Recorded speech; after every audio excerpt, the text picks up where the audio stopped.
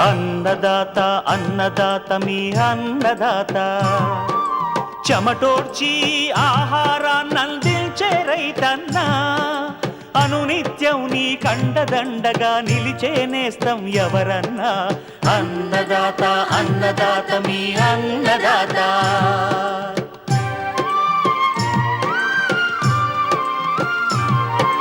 నూతన రీతుల సాగుబడికి, నూరింతలు పెరిగే దిగుబడికి సూచనలిచ్చే సస్య రక్షణకు, పశు పోషణకి శాస్త్ర విజ్ఞానం అందించి ముందుకు నడిపే తెలుగు రైతు భారతదేశానికి మకుటం అయ్యేలా తీర్చిదిద్దే ఆశయంతో మిమ్ము మేలు కొలిపేది అన్నదాత. అన్నదాత అన్నదాత మీ అన్నదాత. అన్నదాత అన్నదాత మీ అన్నదాత. అన్నదాత ప్రేక్షకులకు నమస్కారం. ఈనాటి ముఖ్యాంశాలు: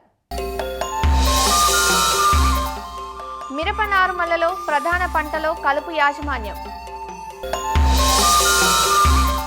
ఖరీఫ్ రాగి సాగులో మెలకువలు,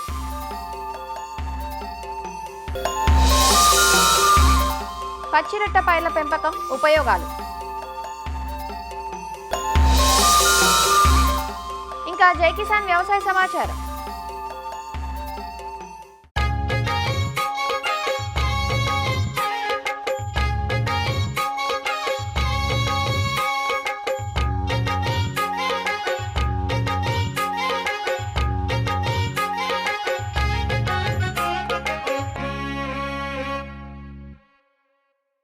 చిరుధాన్యాల సాగుకు పునర్వైభవం వస్తోంది. ఆరోగ్యంపై పెరుగుతున్న శ్రద్ధ ఆహారపు అలవాట్లను మార్చేస్తోంది. దీనితో నిరాదరణకు గురైన రాగులు, సజ్జలు, జొన్నలు, తైదలు వంటి చిరుధాన్యాల సాగు మళ్లీ విస్తరిస్తోంది. ముఖ్యంగా రాగి సాగులో రైతుకు పెట్టుబడులు తక్కువే. వర్షాభావ పరిస్థితుల్లో సైతం మేలైన దిగుబడులను అందిస్తుంది. రాగిని నారుపోసి నాటుకుంటారు. కొన్ని ప్రాంతాల్లో నేరుగా నాటుకుంటారు. ఖరీఫ్ రాగి సాగులో మెలకువలను అందిస్తున్నారు ఆచార్య ఎన్జీ రంగా వ్యవసాయ విశ్వవిద్యాలయం, విజయనగరం వ్యవసాయ పరిశోధనా స్థానం ప్రధాన శాస్త్రవేత్త డాక్టర్ తేజేశ్వరరావు. ఉత్తర కోస్తాలో ఇప్పుడు ఉండే పరిస్థితుల్లో మెట్ట ప్రాంతాల్లో ఏ పంట వేయాలని పదే పదే రైతులు ఆలోచిస్తున్నప్పుడు పెసర, మినుము వాటితో కాకుండా ఈ చిరుధాన్యాల్లో ముఖ్యంగా రాగుల పంటని ముఖ్యంగా మనం తెలియజేస్తున్నాం. దానికి సంబంధించి విత్తనం కూడా చాలా వరకు రైతాంగం మన దగ్గర నుంచి తీసుకుపోవడం కూడా జరుగుతుంది. వీటిలో ఉండే ఏదైతే పోషక విలువలు అయితేనేమి, మెగ్నీషియం కానీ, ఇనుము కానీ, కాల్షియం కానీ ఇవన్నీ లభ్యత ఇవన్నీ దృష్టిలో పెట్టుకుని చోడు సాగు కోసం మొగ్గు చూపుతున్నారు.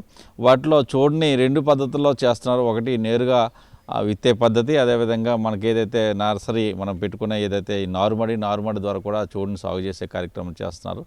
ఎకరా పొలంకి నారుమడి పెట్టుకోవాలనుకుంటా గాన రైతాంగం సుమారుగా ఒక 2.5 కిలోలు విత్తనాన్ని ఒక 5 సెంట్ల నారుమడిలో మనం తయారు చేసుకొని దాన్ని విత్తుకుంటే సరిపోతుంది. దాన్ని ప్రధానంగా ఒక 20-10 రోజులప్పుడు వాటిని ప్రధాన పొలంలో ఊడ్పు పద్ధతిలో ఉడిచే కార్యక్రమం. అదేవిధంగా నేరుగా విత్తే విధానం అయితే గాన ఎకరాకి సుమారుగా ఒక 2.5 నుంచి 4 కిలోల వరకు విత్తనాన్ని వాడి ముఖ్యంగా పొలం తయారీలో బాగా చదును చేసి చల్లడం, తర్వాత పట్టి కొట్టి బాగా తేమ వాటికి అందేటట్టు చూసుకోవడం, తద్దరిమిలా ఈ మొలక శాతం తగ్గకుండా మొదటి రోజు చూసుకోవాల్సిన అవసరం ఉంది.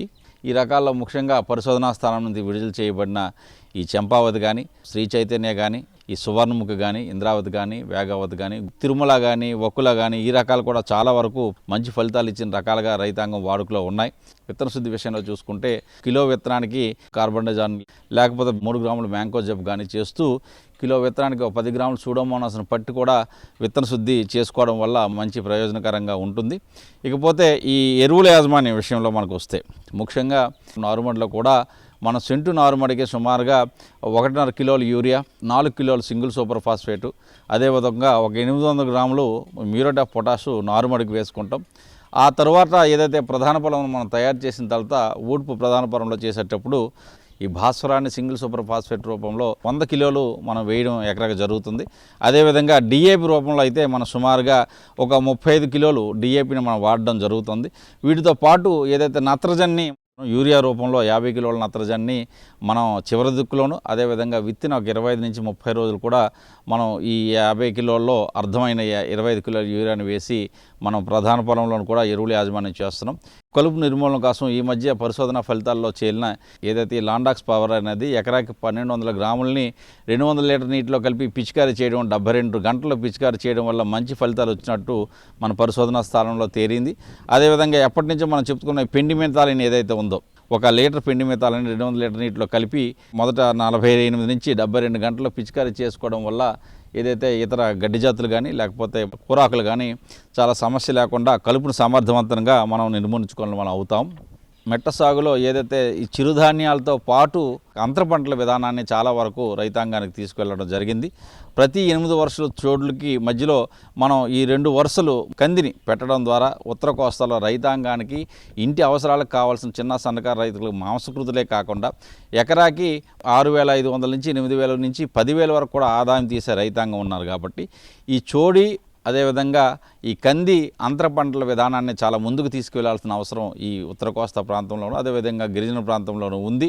ఈ రాగికి చాలా వరకు సస్యరక్షణ విధానంలో తెగుళ్ళు కానీ పురుగులు కానీ మనం చూసుకుంటే ఏదైనా మనకు మొదటి రోజుల్లో ఏదైనా మనకి ఈ కాండం తొలిచే పురుగు సమస్య కానీ లేకపోతే ఇతర సమస్యలు మనకు ఉండి తెల్లవేణి వచ్చేటట్టు ఉంటే క్లోరిపైరిపాస్ని 2.5 మిల్లీలీటర్ నీటికి పిచికారీ చేయడం. అదేవిధంగా ఇక్కడ తేలిక నేలలు బాగా మనకు చెదల సమస్య ఉందండి. ఈ చెదల సమస్య నుంచి వీటి నిర్మూలన కోసం 2.5 మిల్లీలీటర్ క్లోరిపైరిపాస్ లీటర్ నీటికి మనం చేసి చెదపుట్ల మీద పిచికారీ చేయడం వల్ల ఈ ఉత్తర కోస్తాలో ఉండే ఈ చెదల సమస్య రాగులకి ప్రధానంగా మనం బయటపడిన వాళ్ళం అవుతాం.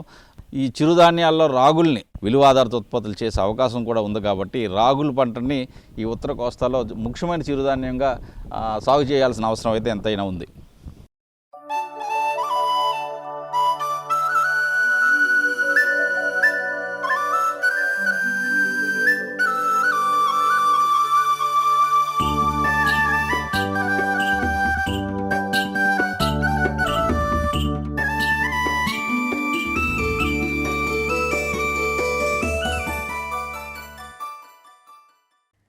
పంటలకు సహజ సిద్ధమైన ఎరువుల్లో ఒకటి పశువుల ఎరువు కాగా మరొకటి పచ్చిరొట్ట ఎరువు.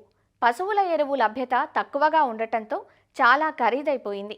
కానీ పచ్చిరొట్ట ఎరువును చాలా చవకగా అందించవచ్చు. పచ్చిరొట్ట ఎరువుగా ఉపయోగపడే పైర్లు జనుము, జీలుగా, పిల్లి పెసర వంటివి. ఎందుకంటే ఇవి అధిక పోషకాలు కలిగి అధిక పరిమాణంలో రొట్టనిస్తాయి. పంటలు వేసుకోవడానికి ముందుగా ఈ పైర్లను పెంచుకొని పూత దశలో నేలలో కలియదున్నటం వల్ల అది చివికి నేలకు సేంద్రియ ఎరువుగా ఉపయోగపడుతుంది. అంతేకాదు ఆ నేల భౌతిక స్థితిగతులను కూడా ఇవి మార్చివేస్తాయి. మే మాసంలో వచ్చిన వర్షాలకు చాలా ప్రాంతాల్లోని రైతులు పచ్చిరొట్ట పైర్ల విత్తనాలను విత్తుకున్నారు. ఇప్పటికీ దాదాపు పూత దశలో ఉన్నాయి. నీటి వసతిని బట్టి ఈ పైర్లను నేలలో కలియదున్నుకునే సమయం వచ్చింది.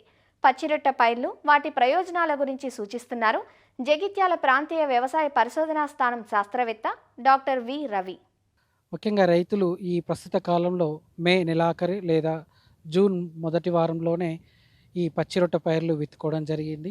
ఈ పచ్చిరొట్ట పైర్లను విత్తుకోవడానికి ముఖ్య గల కారణం ఏమిటంటే రసాయనిక ఎరువులు అనేవి రోజు రోజుకి వాటి యొక్క ధరలు పెరిగిపోవడము, అదేవిధంగా రైతులకి ఈ పశు సంపద అనేది లేకుండా పోవడం, తగినంత సేంద్రియ ఎరువుల లభ్యత కూడా లేకపోవడం, అనేక రకాల సూక్ష్మ పోషక లోపాలు అనేవి రోజు రోజుకి పెరిగిపోవడము, అదేవిధంగా మన నేలలో సారవంతం అనేది తగ్గిపోవడము, ఈ పలు రకాల కారణాల వల్ల రైతులు సతమతమవుతున్న సమయంలో పచ్చిరొట్ట పైర్లు అవి ఒక ముఖ్య స్థానాన్ని సంతరించుకోవడం జరిగింది. ఈ పచ్చిరొట్ట పైర్లను మనం గనక వేసుకొని భూమిలో కలిదునుకున్నట్లయితే అన్ని రకాల పోషకాలని భూమికి అందించడంతో పాటు సేంద్రియ కర్బనాన్ని భూమికి అందించి నేలని సారవంతం చేయడము లేదా చౌడు భూముల్ని సారవంత భూములుగా మార్చడంలో అవి ఎంతగానో ఉపయోగపడుతున్నాయి. హరిత మొక్కలు అనేవి ఏంటంటే పొలంలో అక్కడికక్కడే పొలంలో విత్తుకొని అక్కడికక్కడికే పెంచి ఆ భూమిలోనే కలిదునుకునే వాటిని మనం హరిత మొక్క ఎరువులు అంటాము. జీలుగా కానీ జనుము కానీ ఎకరానికి 15 కిలోల విత్తనాన్ని విత్తుకున్నట్లయితే అధిక పచ్చిరొట్ట ఎరువును పొందడానికి అవకాశం ఉంటుంది. పచ్చిరొట్ట పైర్లను కొంచెం ఎక్కువ మోతాదులో చల్లుకొని ఒత్తుగా చల్లుకున్నట్లయితే అవి మృదువుగా పెరిగి అవి బాగా పెరిగిపోయి ఎక్కువ పచ్చి రొట్టను ఇచ్చడానికి ఛాన్సెస్ ఎక్కువగా ఉంటాయి. దాదాపుగా 50 నుంచి 55 రోజుల వరకు లేదా 10% పూత దశ వరకు వచ్చే వరకు ఉంచి భూమిలో కలియదున్నుకోవాలి. మినిమం 15 రోజుల వరకు మనం భూమిలో మురగనియ్యాలి. తర్వాత 15 రోజుల తర్వాత మనం నాట్లు వేసుకున్నట్లయితే పంటకు మంచి అన్ని రకాల పోషకాలు అంది ఆ మొక్క ఆరోగ్యంగా పెరిగి నాణ్యమైన అధిక దిగుబడులు పొందడానికి ఆస్కారం ఉంటుంది. దాదాపుగా 25-30% వరకు మనము నత్రజని ఎరువులను కూడా ఆదా చేసుకోవడానికి అవకాశం ఉంటుంది.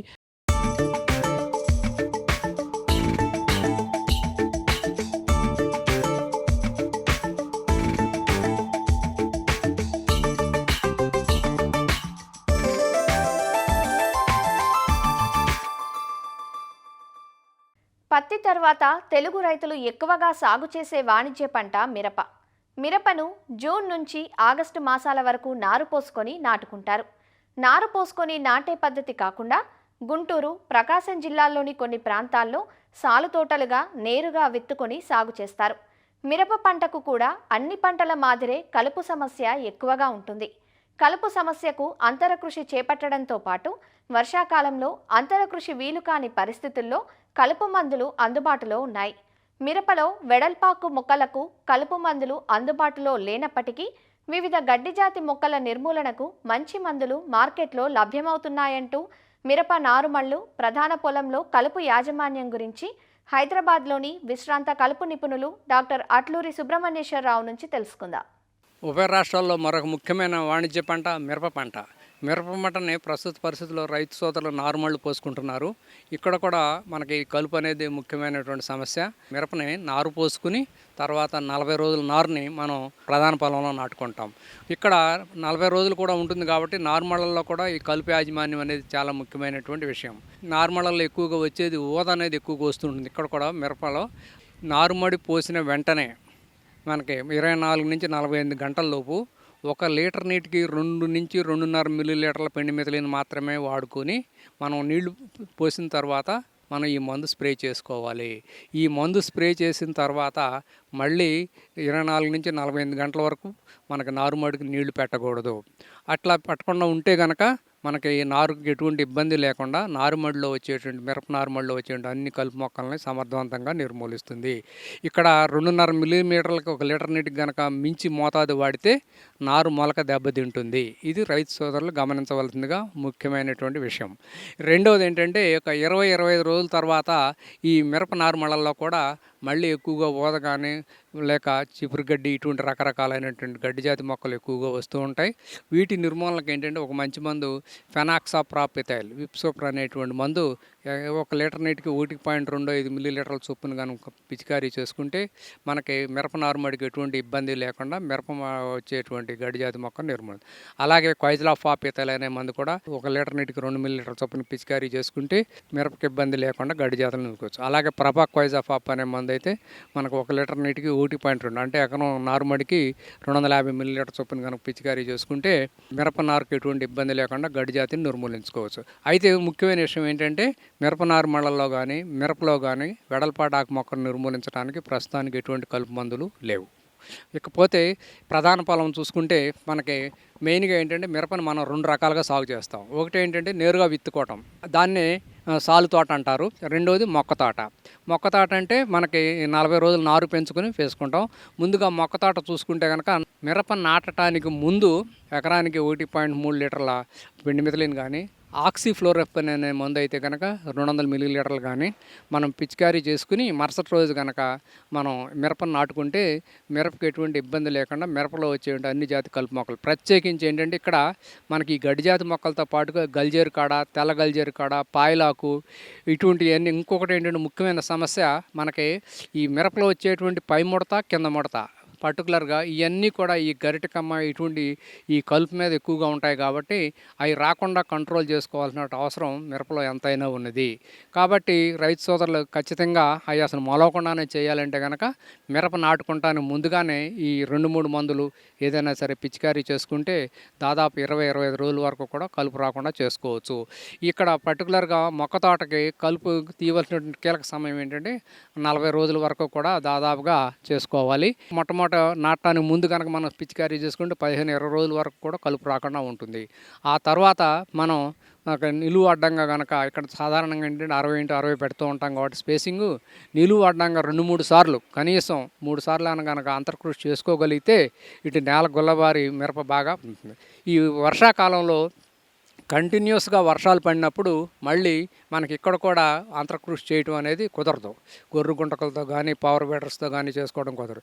ఇటుంటప్పుడు మాత్రం కేవలం గడ్డి జాతి మొక్కలు నిర్మూలించడానికి మాత్రం మనకి ఒక మంచి మందు ఏంటంటే క్వైజలాఫాప్ ఇథైల్ అనే మందు 400 మిల్లీలీటర్లు, ప్రొపాక్వైజాఫాప్ అనే మందు 250 మిల్లీలీటర్లు చేసుకోవచ్చు. అయితే మిరపలో ఎక్కువగా ఎరువులు వాడుతూ ఉంటాం, ఎక్కువగా తళ్ళు పెడతాం కానీ చేస్తూ ఉంటాం కాబట్టి మళ్ళీ కలుపు వస్తూ ఉంటుంది.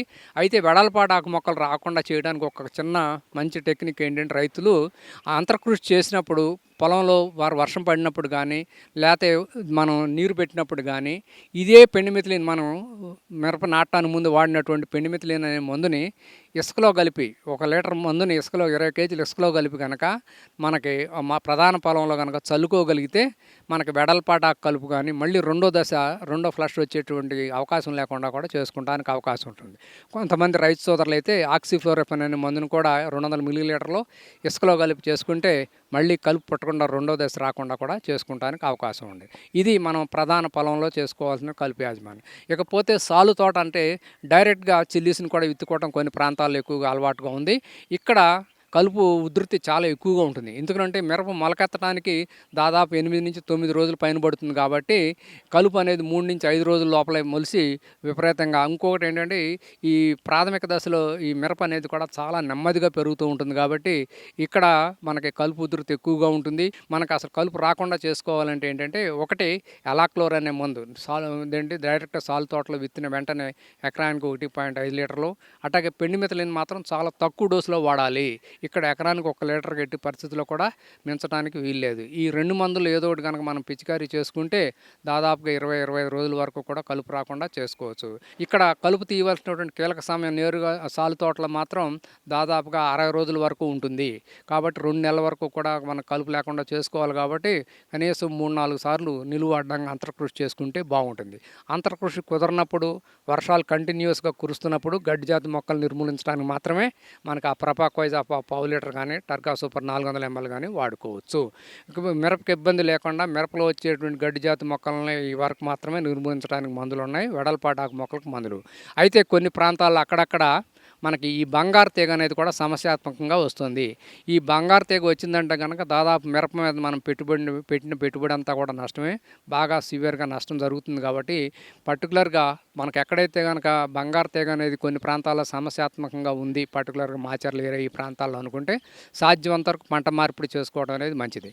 పంట మార్పిడి చేసుకోవడం కుదరనప్పుడు మాత్రం ఖచ్చితంగా మనం వేసవిలో లోద్దుక్కు చేసుకోవటం, అలాగే మనం నాటుకోవడానికి ముందు ఖచ్చితంగా పెండిమిథిలిన్ అనే మందు వాడుకుంటే కనీసం 50% వరకు కూడా మనం మొలకని ప్రివెంట్ చేయొచ్చు.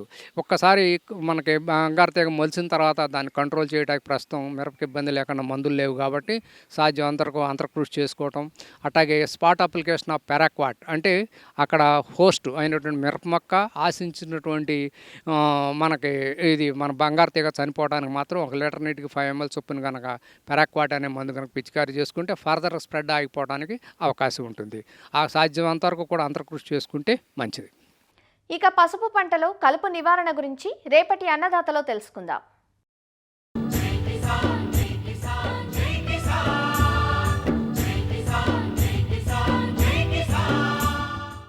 వ్యవసాయ సమాచారం ఇప్పుడు జై కిసాన్లో చూద్దాం.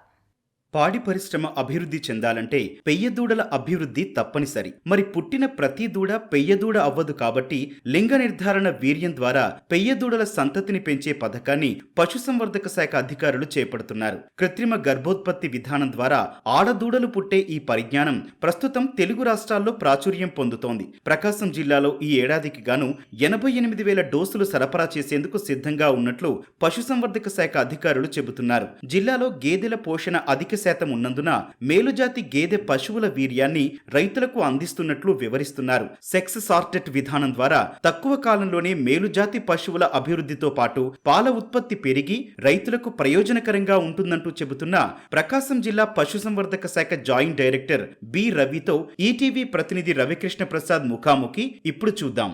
రాష్ట్రంలో పాల ఉత్పత్తి గణనీయంగా పెంచేందుకు రాష్ట్ర ప్రభుత్వం నాణ్యమైన పెయ్యదొడ్డల ఉత్పత్తికి ప్రయత్నం చేస్తుంది. ఇందుకు త్రిబుల్ఎస్ అనే కార్యక్రమాన్ని రూపొందించింది. ఇందుకు సంబంధించిన వివరాలు మా ప్రకాశం జిల్లా జాయింట్ డైరెక్టర్ రవి గారు ఉన్నారు. మరిన్ని వివరాలు ఆయన అడిగి తెలుసుకుందాం. చెప్పండి సార్, ఈ ప్రోగ్రాం తాలూకు ముఖ్య ఉద్దేశం ఏంటి? ముఖ్యంగా ఈ ప్రోగ్రాం ఏంటంటే పాల ఉత్పత్తిని మనం తొందరగా అభివృద్ధి చేయడం కోసం జిల్లాలో ప్రతిష్టాత్మక కార్యక్రమం కేంద్ర రాష్ట్ర ప్రభుత్వాలు తీసుకున్నాం.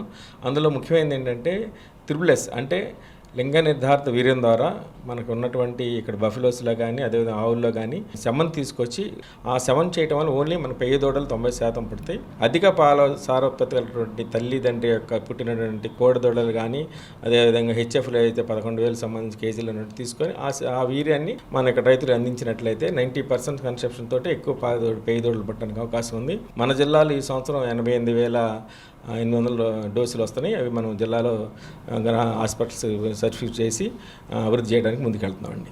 మనం ఎక్కువగా పాల ఉత్పత్తి చేయాలంటే పెయ్యి దూడల ఉత్పత్తి అంటున్నారు. కోడి దూడలకి పెయ్యి దూడలకి అంటే గతంలో ఎలా ఉత్పత్తి ఉండేది, ఇప్పుడు దీనివల్ల ఆ తేడాని ఎలాగ మీరు ఇచ్చేయగలుగుతారు? గతంలో మనం రెగ్యులర్ కన్జర్వేషన్లు శమన్ చేయడం వల్ల ఏమవుతుందంటే 50% మాత్రమే మనకి ఫిమేల్ దూడలు వస్తాయి, 50% మేల్ వస్తాయి. ఆ మేల్ వాళ్ళకి ప్రొడక్షన్కి లేకుండా పంపించేవాళ్ళు, అమ్మటం అనేది జరిగేది. ఇప్పుడు ఏంటంటే 90% ఫిమేల్ దూడ రావడం వల్ల గ్యాప్ అనేటువంటి తగ్గిద్ది. ఒక 10 స్ట్రాస్ వాడితే కానీ ఫిమేల్ మనకి మిల్క్ ప్రొడక్షన్ రావడానికి వచ్చేది 10 సెమన్ స్ట్రాస్. టైం కూడా 2-5 years తీసుకుంటుంది ఒక ఫిమేల్ ప్రొడక్షన్లోకి వచ్చి మిల్క్ ప్రొడక్షన్ అందుబాటులోకి రావడం. దీంట్లో ఏంటంటే త్వరగా మనకు 3 yearsలోనే మిల్క్ ప్రొడక్షన్ పెరగడానికి కానీ ఆ టైం అనేటువంటి రైతుకి సేవ్ అవుతుంది. అదేవిధంగా క్వాలిటీ సెమన్ వస్తుంది, హైయెస్ట్ మిల్క్ ఈల్డ్ కనుక రావడానికి అవకాశం ఉంది.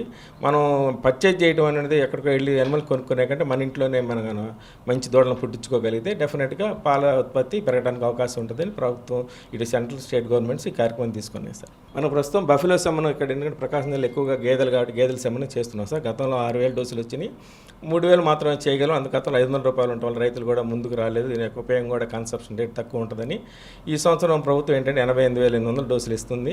సో మనం ఈ సంవత్సరం ఎక్కువగా తీసుకెళ్తాం. రైతులను కూడా అవేర్నెస్ తీసుకురావాలి. ఐఈసీ కూడా లేదు, తక్కువ ఉంది, వాళ్ళకి అవగాహన కూడా తక్కువ ఉంది. గవర్నమెంట్ కూడా రేట్ తగ్గించింది, 500 నుంచి ఇప్పుడు 150 రూపాయలు చేసింది. కాబట్టి రైతులకు ముందుకు వస్తారని అనుకుంటున్నాం సార్. అంటే ఇది రైతుల్లో ఎలా తీసుకెళ్తున్నారు? రైతులు ఇది అవగాహన ఉందా? చైతన్యం పరిచే విధంగా ఏమైనా చేస్తున్నారు మీరు కార్యక్రమం? చేస్తున్నాం సార్. ఇప్పుడు యాక్చువల్గా హాస్పిటల్స్లో మనకు ఉన్నటువంటి ఏహెచ్ వ్యవస్థ ద్వారా కానీ డాక్టర్స్ కానీ అసిస్టెంట్ డైరెక్టర్స్ చేస్తున్నాం. ఈ గ్రామాల్లో నేను గమనించింది ఏంటంటే ఇంకా రైతులకు అంత అవగాహన లేదు. సో కొంత ఈ రిలయన్స్ ఎఫర్ట్స్ అని కొన్ని ప్రాంతాలు వర్క్ చేస్తున్నారు, ఎన్జిఓ సహకారంతో. కనిగిరి, మార్కాపూర్ ఎక్కువ వెస్టర్న్ ప్రాంతాల్లో అవగాహన తక్కువ, ఇటు కోస్టల్ ప్రాంతంలో ఇబ్బంది లేదు, కొంత జరుగుతుంది.